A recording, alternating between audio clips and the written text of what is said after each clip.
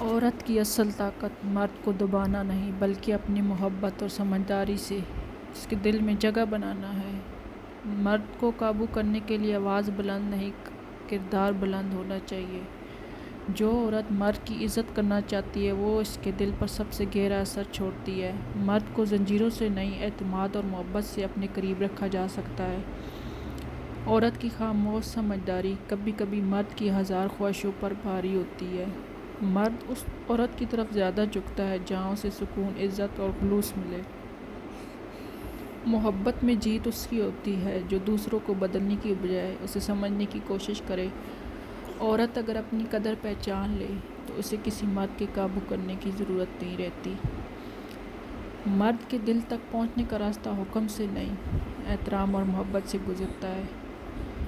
رشتہ تب مضبوط ہوتا ہے جب عورت مرد کو اپنا غلام نہیں بلکہ اپنا ہمسفر سمجھتی ہے۔ شکریہ۔